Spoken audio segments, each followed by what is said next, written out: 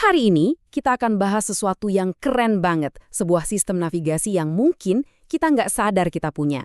Namanya sistem navigasi hati. Ini bukan soal teknologi loh, tapi sesuatu yang jauh-jauh lebih canggih. Yuk kita mulai. Coba deh, pikirin. Kita sekarang hidup di zaman yang, wow, luar biasa ya. Kita percayakan perjalanan kita sama teknologi. GPS di mobil, autopilot di pesawat. Kita bisa nyampe tujuan dengan presisi tinggi. Dan seringnya kita nggak mikir dua kali kan? Tapi coba kita berhenti sebentar deh. Kalau mesin-mesin canggih itu punya sistem pemandu, terus apa ya yang sebenarnya memandu perjalanan hidup kita? Nah, jawabannya ternyata udah ada di dalam diri kita masing-masing.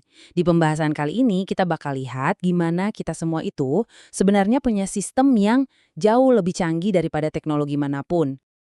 Sistem navigasi super canggih ini adalah hati, atau dalam bahasa Arab disebut qalb. Dan, ini bukan soal organ fisik yang mompa darah ya, bukan. Ini soal pusat intuisi kita, pusat keputusan dan koneksi spiritual kita. Inilah kompas sejati kita.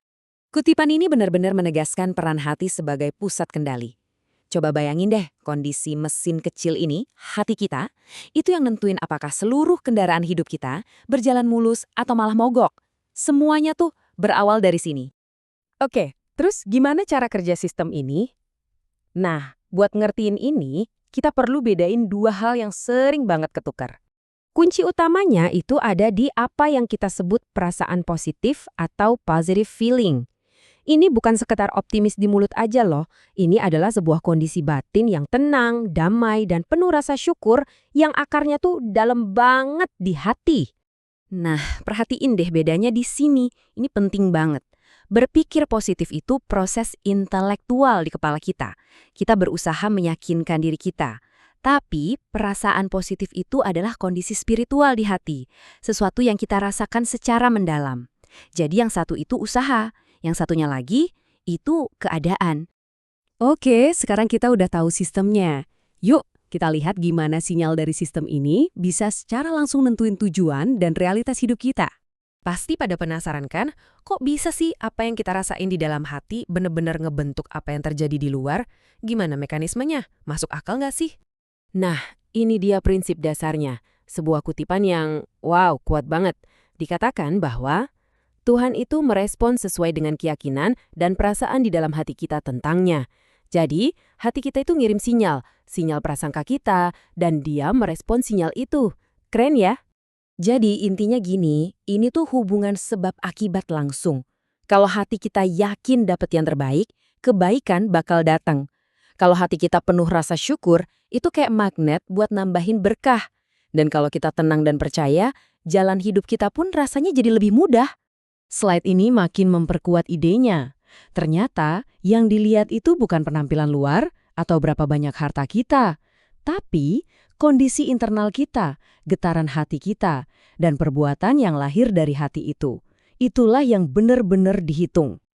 Teori aja nggak cukup kan? Nah, sekarang mari kita lihat gimana sistem ini bekerja dalam sebuah kisah nyata yang luar biasa, biar lebih kebayang.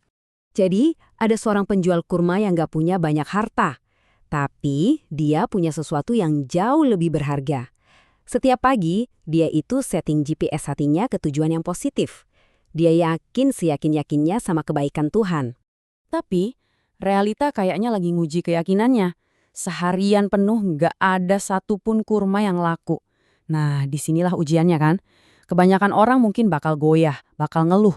Tapi dia berhasil jaga sinyal hatinya tetap positif. Dia tetap bersyukur, bahkan cuma untuk kesehatan yang dia punya. Dan inilah momen kuncinya. Karena hatinya tetap dalam kondisi syukur dan lapang, tindakannya pun jadi selaras. Tanpa ragu-ragu, dia ngasih dari apa yang dia punya ke orang lain. Sebuah tindakan yang lahir langsung dari hatinya yang tenang. Dan lihat deh gimana kebaikan itu berbalas. Tindakan kecil yang tulus itu ternyata jadi pembuka pintu rezeki yang gak pernah dia bayangin sama sekali. Semua dagangannya laku, dan dia bahkan dapat jaminan buat masa depannya. Luar biasa kan? Waktu ditanya apa rahasianya, jawaban penjual itu jadi inti dari semua pembahasan kita. Rahasianya bukan strategi bisnis yang ribet, tapi sesuatu yang jauh lebih fundamental. Dia cuma ngejaga kalibrasi sistem navigasi internalnya. Dia ngejaga hatinya biar tetap tenang dan penuh prasangka baik. Kisah tadi benar-benar inspiratif ya.